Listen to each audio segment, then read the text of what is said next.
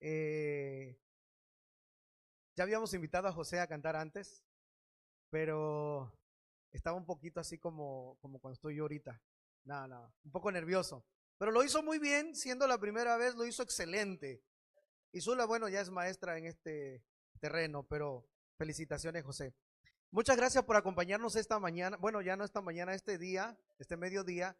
Nos sentimos muy contentos y privilegiados de tenerles con nosotros. Gracias por acompañarnos para venir no solamente a escuchar la palabra de Dios, sino participar también de la adoración a Dios. Porque cuando usted canta, usted también está alabando el nombre de Dios. Y cuando oramos y usted se une a la oración, usted también está participando en la alabanza y en la adoración, en el ruego a nuestro Señor. Así que nos sentimos muy contentos de que usted haya venido a participar de la adoración. Y bueno, hoy es un sábado que nos acerca mucho al fin de año, ¿verdad? Y cuando viene al pensamiento ya estos días de cerca de terminar el año, viene a nuestra mente muchas cosas como posadas, fiestas, comida y bueno, y muchas cosas. Así que hoy al finalizar el mensaje, les vamos a invitar que nadie se nos vaya y que nos quedemos para participar de una rica comida, ¿ok? Y también snacks, dice José. Así que haga planes para quedarse con nosotros, ¿de acuerdo? Muy bien. Bueno, esta mañana estábamos pensando en qué consiste fundar la vida. Y fundar la vida tiene que ver con qué propósito tú quieres hacer de tu vida lo mejor y lo más maravilloso. Viene un pensamiento en las Sagradas Escrituras que hablan acerca de la roca y habla también acerca de la arena.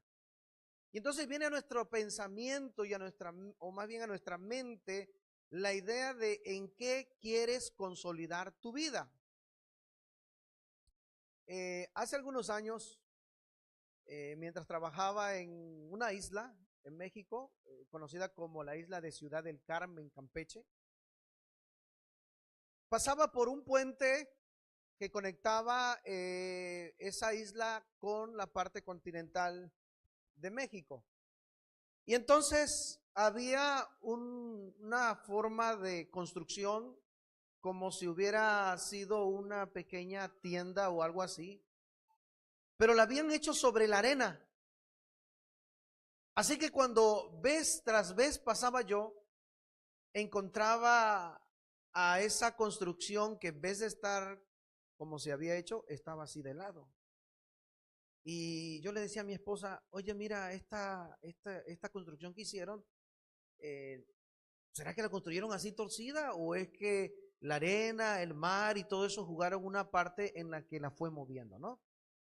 Aunque era pesada la construcción, finalmente la arena, ¿verdad?, fue cediendo y la construcción fue saliéndose del nivel que había sido diseñada. Por eso, nosotros al pensar en esto, debemos pensar en qué queremos fundar nuestra vida.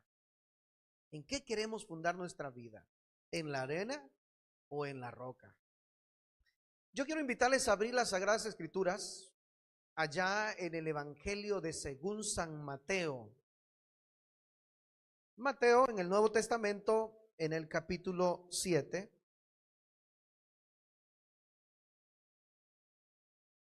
Quiero hacer una lectura del versículo 21 al 23. Y quiero precisamente hablar después de esto de los dos cimientos de la arena y la roca.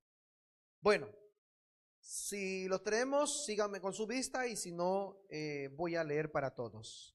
Dice de la siguiente manera Mateo capítulo 7, versículos 21 al 23.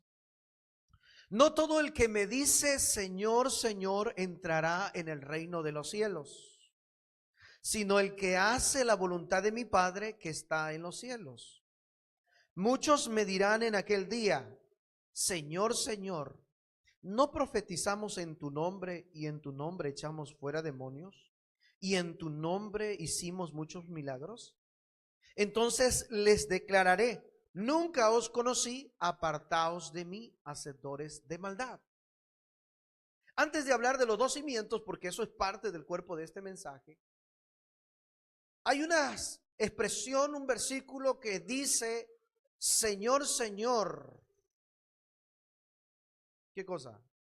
Señor, Señor. No todo el que me dice Señor, Señor entrará en el reino de los cielos. Pero cuando yo digo Señor, Señor, muchas veces viene a mi mente como si yo tuviera la salvación en esa expresión nada más. O sea, todo el mundo profesa tener una creencia, profesa creer en Dios.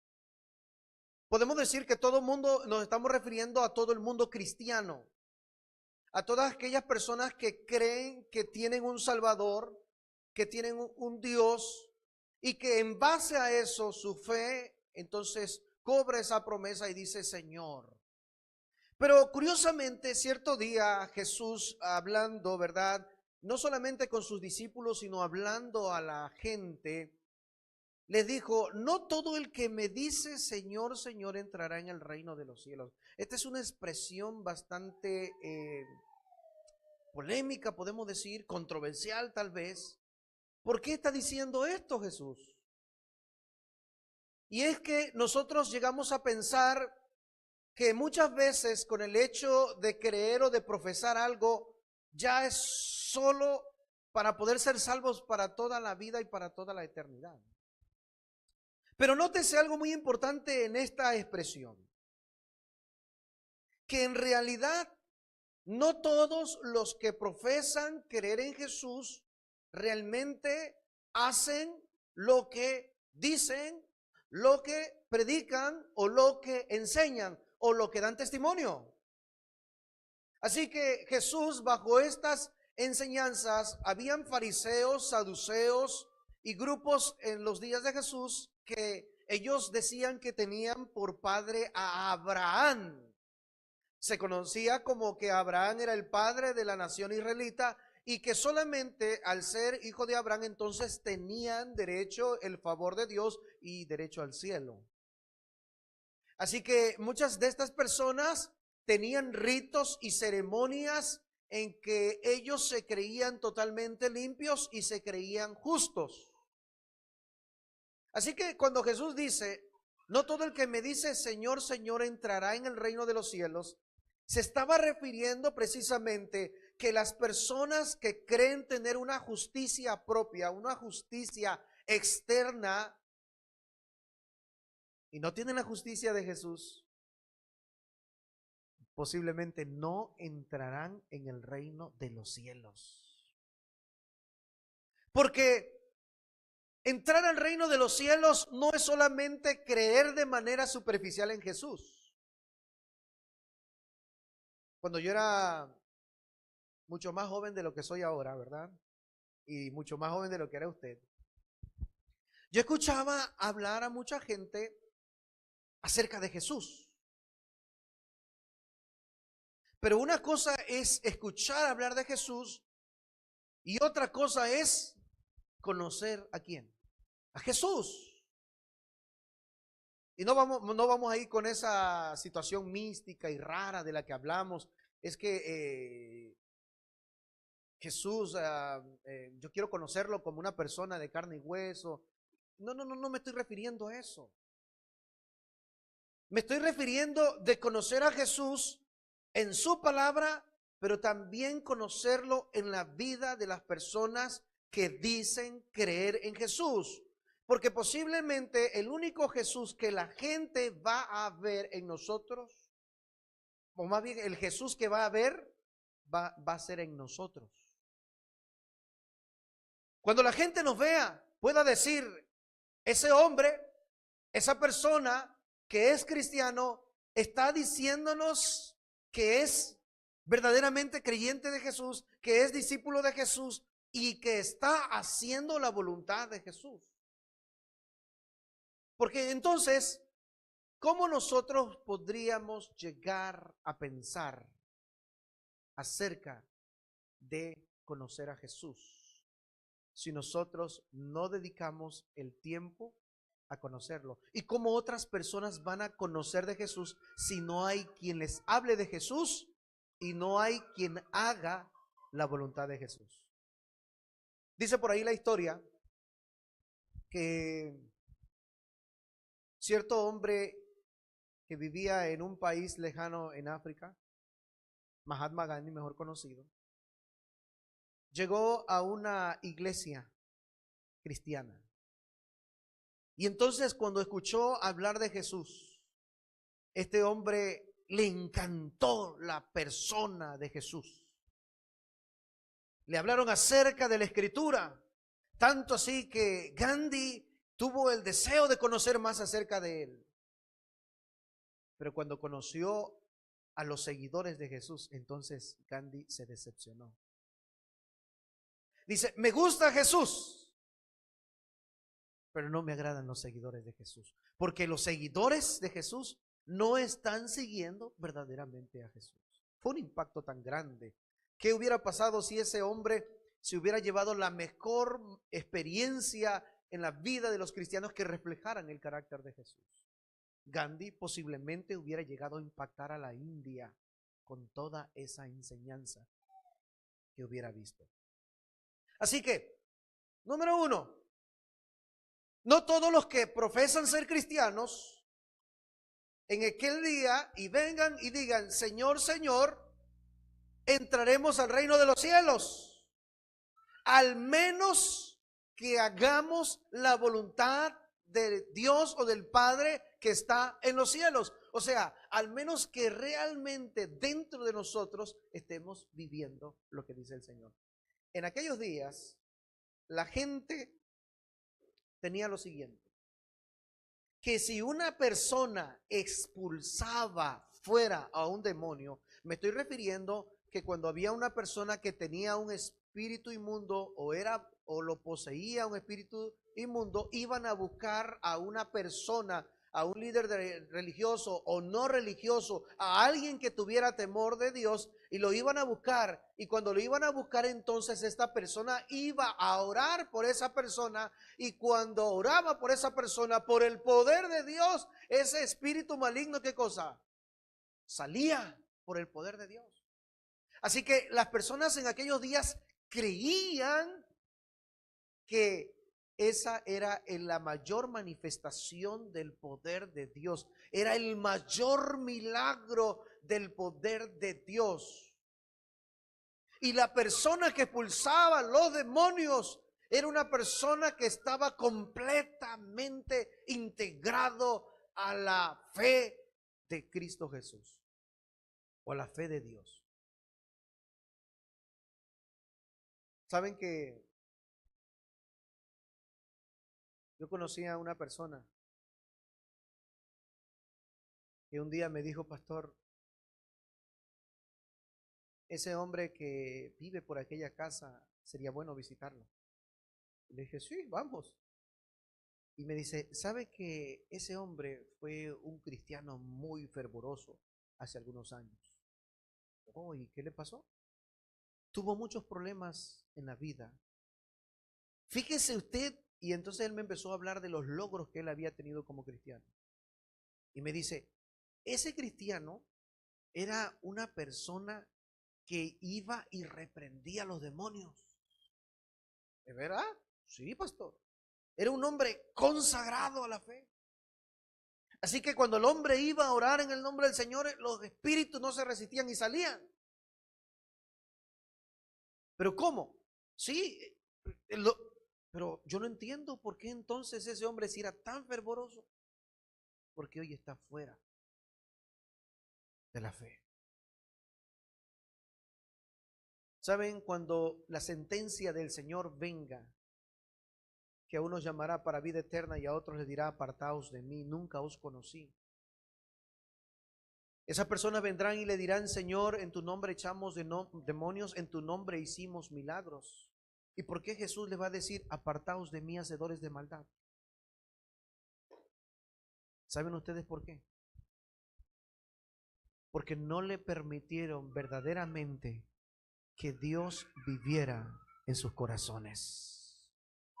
No le permitieron que Dios verdaderamente obrara el mayor milagro de la transformación de un corazón. Porque déjame decirte que el mayor milagro que un ser humano puede experimentar en la vida no es expulsar un demonio, sino un corazón transformado, un corazón renovado para la vida eterna. O sea, que las señales de expulsar demonios no son útiles. Yo puedo decirte que sí, pero al menos que la persona permanezca en Cristo Jesús, permanezca en Dios, es en la forma que esta persona en realidad entrará al reino de los cielos. En cierta ocasión me pidieron que fuera a orar por una persona que estaba siendo poseída. Ya conté esa experiencia, pero para muchos que no la han escuchado. Y a mí me dio escalofrío, me dio miedo. Créanme que eso da miedo. No me diga, pastor, pero usted debe ser valiente. Pues sí, hasta los valientes temblamos, ¿o no? Uno deja de ser valiente hasta que se enfrenta a algo que te da miedo, ¿no es cierto?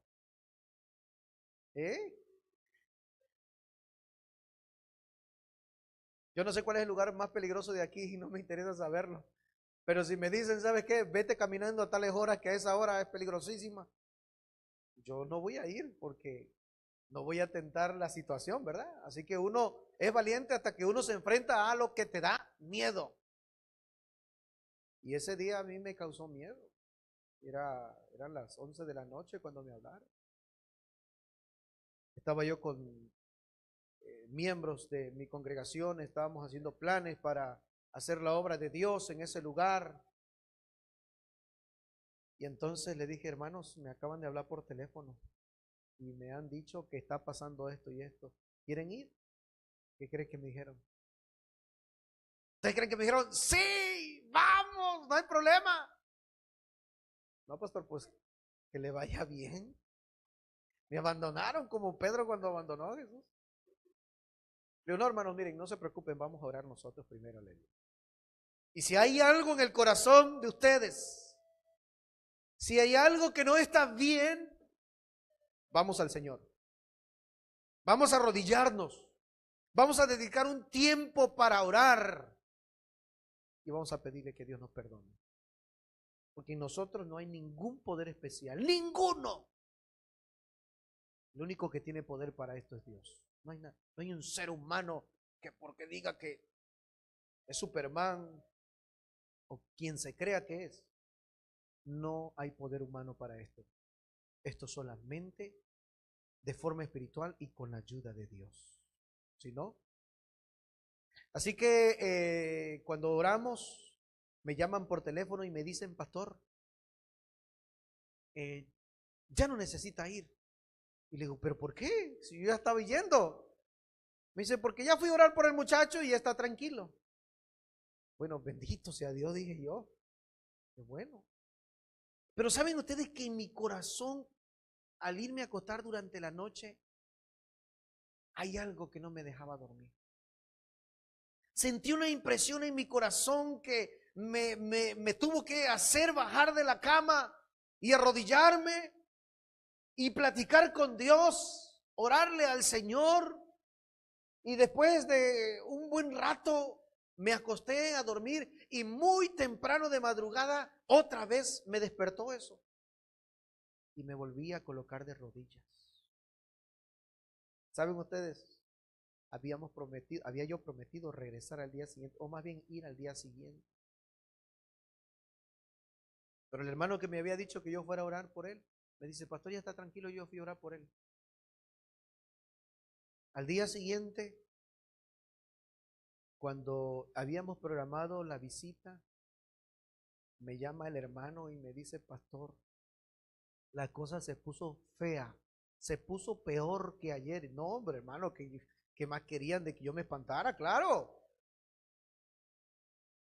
No, y me arrodillé al Señor y ahí me agarré de Dios y le dije, Señor, no quiero ir. Tengo miedo. Pero si tú me acompañas, si tú vas delante de mí, yo voy a ir. Porque tu nombre está delante de todo. Hermanos, los amigos de la noche me acompañaron y se sumaron algunos otros. Hasta mi esposa fue. No estaba programado que ella fuera, ¿no? Pero yo le dije, se van a quedar orando por acá. Nosotros vamos a venir acá. Y pues ya a esa hora, ya no sabe para dónde. Así que vámonos todos. Y cuando entramos a orar, aquí en la sala, vamos a comenzar aquí en la sala. Porque no hay un manual para eso. Y empezamos a orar en la sala. Cuando dice la señora, vénganse, que ya la cosa hasta se puso fea acá en el cuarto. Y nos quedamos viendo y le digo, hermanos, pues me acompañaban dos hermanos de doble pechuga, grandotes, de doble pechuga. O sea, bastante grandes. Entraron y ¿saben qué? Era un muchacho delgadito que estaba poseído. Yo nunca lo había visto en mi vida ese muchacho. Los muchachos llegaron y agarraron los hermanos agarraron al muchacho. Eran dos personas grandes, dos hermanos, y el muchacho los empujaba con mucha fuerza. Allí le pedimos a Dios que se manifestara. Que Dios hiciera su voluntad, que libertara a esa persona. Y no le voy a dar más detalles, porque quiero volver al centro del mensaje. Y quiero decirles que no fue nada sencillo. Después de una lucha de 2 horas y media, cuando la familia decidió humillarse ante el Señor se manifestó y expulsó a este espíritu maligno que estaba en la vida del muchacho. Tristemente, recibí la noticia, eso que le estoy diciendo, eso pasó hace algunos años.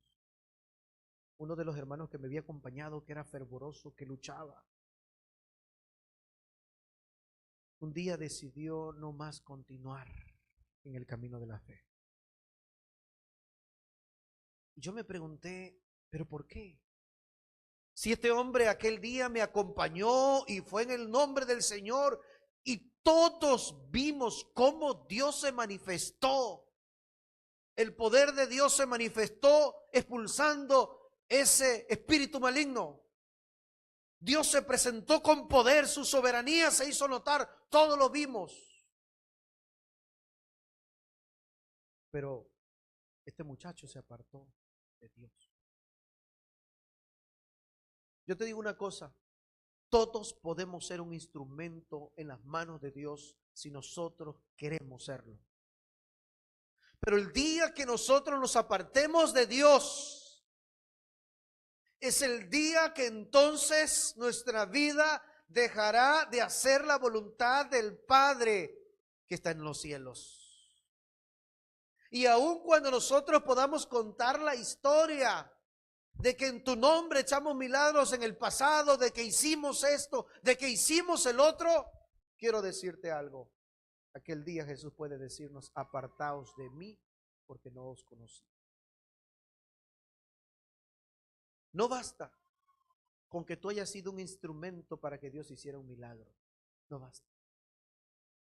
Necesitamos hacer la voluntad de Dios que está en los cielos.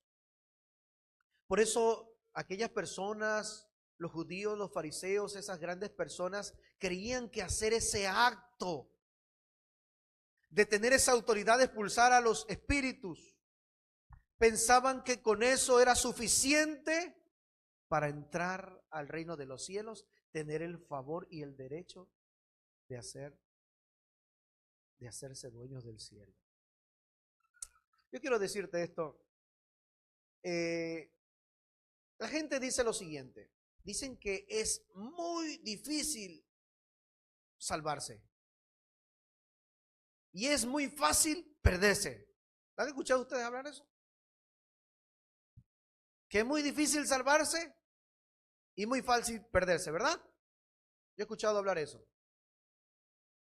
Sí están conmigo. Pero yo quiero decirles y tengo una noticia para ustedes. Le va a quizás traer algo controversial. Es más fácil salvarse que perderse. ¿Por qué digo esto, señores, amigos? ¿Por qué digo esto? Porque Cristo Jesús ya hizo todo para la salvación. Dejó su reino, dejó su trono, vino a esta tierra, vino por esa experiencia y entonces Él tomó en sí, ¿verdad?, todos los pecados de la humanidad y murió en la cruz del Calvario. Por eso te digo esto, es más fácil, ¿qué cosa? Salvarse que perderse. Yo creo que si a nosotros nos tocara que pagar por nuestra salvación, ¿qué cosa? Ahí mejor la dejamos. No, nadie se salvaría. Por eso, cuando tú lo ves desde ese principio, entonces tenemos esa circunstancia difícil en la vida. Si tú ves que es difícil salvarse, entonces dice, es difícil salvarse. De todas maneras me voy a perder. Y como de todas maneras me voy a perder, pues sigo en este camino. Pues sigo haciendo esto. Puedo seguir haciendo lo otro, total me voy a perder. Pero espérate, no. Es más fácil salvarse porque Jesús ya hizo todo para que nosotros podamos ser salvados, ser alcanzados. Y entonces, ¿cómo nosotros podemos hacer la voluntad de Dios? Aquí viene lo lindo. ¿Cómo nosotros podemos hacer la voluntad de Dios? Escuché por ahí cierta historia que dice que en cierto lugar habían unas personas que estaban en un bar, estaban en una cantina. Y entonces, por ciertos problemas, empezó a haber una pelea y uno de los que estaban ahí mató a su compañero de fiesta. Y la gente viene desde afuera y dice, oye, ya mataron a un cristiano.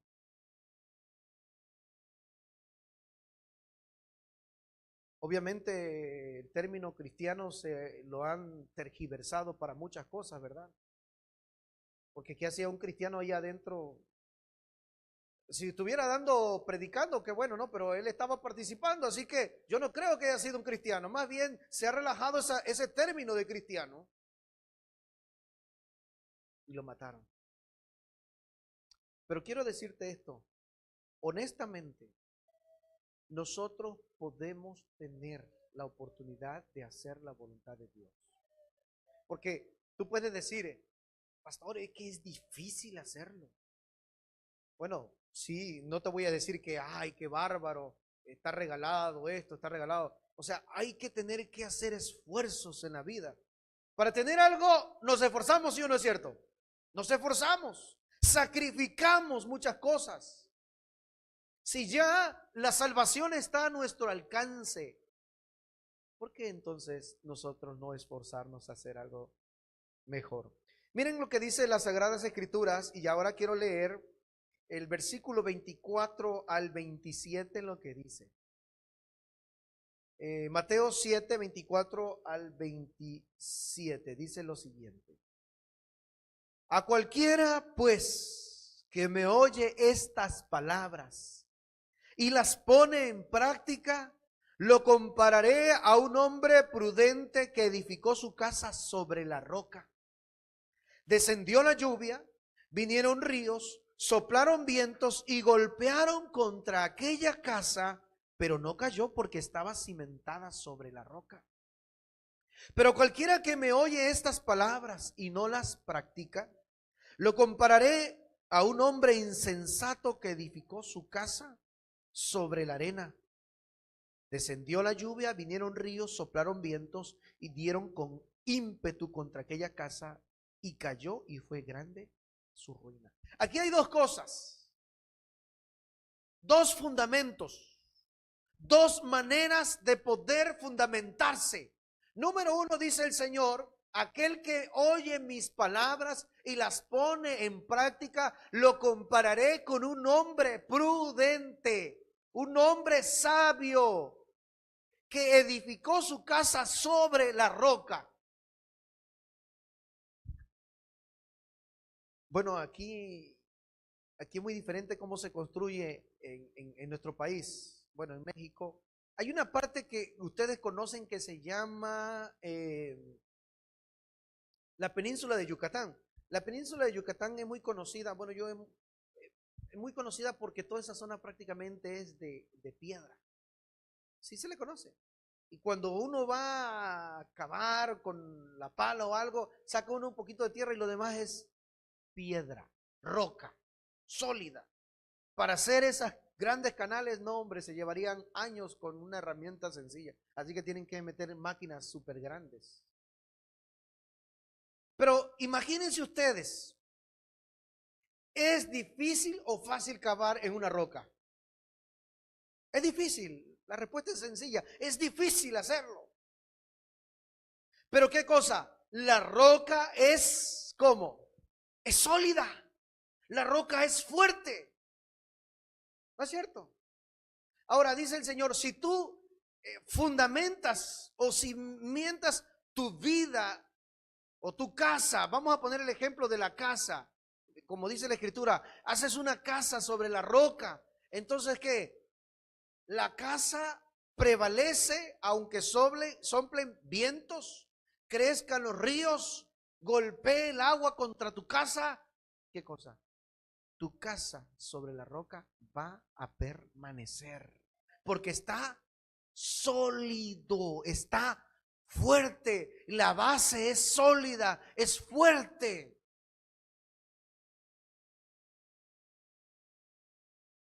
Yo creo que todos de aquí conocemos la arena de la playa, ¿no? Es más, cuando vamos a la playa podemos meter el piecito, ¿no? Metemos el pie, es más, nos enrollamos en la arena, nos tapamos y nada más dejamos así la nariz. Es fácil, ¿verdad? Meter la mano en la arena. Es más, tal vez no necesitas una herramienta tan grande como para empezar a cavar la arena, ¿verdad? Con la mano. Puedes llegar a hacer unos huecones ahí con la mano. La usas como una cuchara. Haces montones y apilas de arena. Es súper fácil, ¿no es cierto? Pero si tú construyes sobre la arena, ¿qué va a suceder? Pueden venir vientos, puede subir el nivel del agua, puede el agua golpear, ¿qué cosa? La casa. ¿Y qué sucedería? La casa se vendría ¿a qué? Abajo. Por eso les dije al principio, cuando yo vi aquella construcción, vi, ¿qué cosa? Que había algo que estaba mal, porque fundamentaron sobre la arena y no sobre un terreno firme. Cuando tú fundamentas tu vida en Dios y pones el primer bloque del amor, pones el bloque de la bondad y vas construyendo tu vida en Jesús, aunque no sea fácil, pero tu vida está siendo sólida. ¿Saben para cuándo? Para la eternidad. No solamente para un ratito. Tu vida está siendo sólida para toda la eternidad. Y allí, cuando vengan los problemas, porque vendrán problemas, seas cristiano o no seas cristiano, seas creyente o no seas creyente, quiero decirte que van a venir problemas a tu vida. ¿No es cierto? Seas creyente o no seas creyente, van a venir enfermedades, van a venir circunstancias ajenas a lo que tú deseaste alguna vez. Van a venir. Pero si tú estás sólido sobre la roca, entonces tú vas a ¿qué cosa? A permanecer, aunque los vientos y las olas golpeen contra tu casa, contra tu vida. Pero si tú fundamentas en la arena el rencor, el odio, la avaricia, los problemas, el adulterio, son muy fáciles de hacer en la arena. Y cuando estés colocando esos bloques de una vida sin Cristo, cuando lleguen los vientos, cuando lleguen las olas, al golpearla, entonces ¿qué cosa? Tu vida va a caer. Porque no está fundamentado en qué? En la piedra, en la roca que es Cristo Jesús. ¿Por qué dijeron es más fácil salvarse que perderse? Porque Cristo Jesús, ¿qué cosa? Ya hizo todo por nosotros. El corazón humano nace con una tendencia, ¿qué cosa? Al pecado. El corazón humano nace con una tendencia, ¿qué cosa? A las inclinaciones del mal. Pero cuando nosotros vamos a Cristo Jesús, nuestra vida comienza a entrar en un proceso de transformación. ¿Sí? Cuando vamos a Cristo entramos en un proceso de transformación y esa transformación va cambiando nuestro carácter. Por eso te preguntas, ¿cómo es que aquel hombre que hace 10 años yo lo conocí que bebía alcohol, golpeaba a su familia, los castigaba sin justicia alguna y hacía y abusaba de estas cosas? Pero hoy ese hombre conoció a Jesús, decidió entregar su vida a Jesús, vino a la iglesia. El hombre viene los sábados a la iglesia, trae su Biblia, viene con un corazón dispuesto a cantar, a alabar a Dios, viene con una vida diferente, viene con su familia es feliz. ¿Qué le pasó a ese hombre? ¿Qué le ocurrió? ¿Saben ustedes? Encontró a Jesús, decidió aceptar a Jesús y colocó los primeros bloques de su vida cristiana sobre la roca. Cuando entramos y aceptamos a Jesús, hay dos cosas que pueden hacer los cristianos ya, o los convertidos. Número uno, comenzar a colocar su vida sobre la roca. O número dos, comenzar esos cristianos a colocar su vida sobre la arena también. Y cuando eso sucede, esos dos cristianos van a tener finalmente un resultado. El resultado es permanecer al lado de Cristo, aunque los problemas vengan, aunque las dificultades se presenten, van a permanecer del lado de Jesús.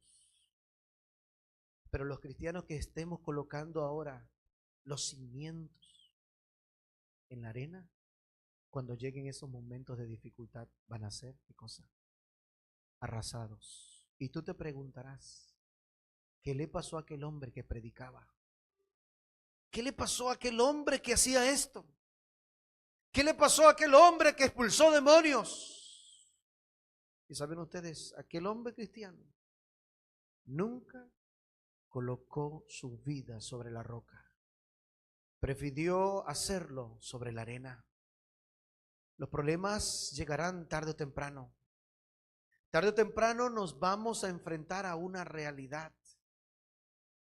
Tal vez hace 20 años hiciste algo y de repente te encontraste con esa realidad y te alcanzó. Pero aun cuando te alcance, quiero decirte esto: fundamentemos nuestra vida sobre la roca. Todos podemos comenzar a hacerlo hoy día si tú quieres. Si tú no lo comenzaste a hacer hace tiempo, has intentado, tal vez has jugado, te ha llamado la atención la iglesia, la Biblia, sí, pero para mí es relajarme, es hacer muchas cosas. Yo te digo, espera. Fundamenta tu vida sobre la roca, porque Cristo Jesús quiere hacer que permanezcas para el reino de Dios, para toda la eternidad. No quieres que seas un cristiano de tiempo de medio tiempo o de un rato. Él quiere que sea para toda la eternidad. Porque Él no quiere solamente que tú le digas Señor, Señor, sino que tú vayas a Jesús y le digas Señor, estoy aquí completo para tu honra, para tu gloria. Señor, yo no puedo arrancarme esto de mi corazón, pero si tú metes tu mano poderosa y la quitas de mí, Señor, yo voy a permanecer para la eternidad contigo. Todos nosotros tenemos luchas, tenemos dificultades, todos nosotros tenemos tentaciones. Mientras estemos en este mundo siendo de carne y hueso, quiero decirte esto, estaremos enfrentando una lucha, un problema, una dificultad, algo que no nos deja ser felices, algo que no nos permite acercarnos más al Señor. Pero yo te digo esto, ha llegado el momento de que podamos comenzar a fundamentarnos en Jesús. Porque si tú lo haces, eso que tú no puedes cambiar, eso que tú no puedes hacer por ti mismo, el Señor lo va a hacer por ti. Cada mañana le digo al Señor, Señor, ayúdame a vencer esta dificultad porque yo no puedo. Ayúdame, Señor, porque si tú no me ayudas, no hay nadie más en este mundo que pueda hacerlo. Pero si tú lo haces, estoy seguro que yo voy a vencer en este día. Yo quiero invitarte este día, estimado amigo, estimada hermana que está conmigo, que aceptes a Jesús, que le des una oportunidad en tu vida, que lo dejes de rechazar, que le sigas poniendo más fechas y más fechas. Desde hoy dile, Señor, yo quiero comenzar a colocar mi vida en ti, porque yo quiero estar en el reino de los cielos. Y aquel día, cuando vayas a Jesús, Jesús va a abrir los brazos y va a decir, venid benditos de mi Padre, y heredad la vida eterna preparada desde antes de la fundación del mundo. Que Dios bendiga nuestra vida, que Dios ponga paz, que Dios llene nuestro corazón. Vamos a pedirle a Zula que nos cante una alabanza.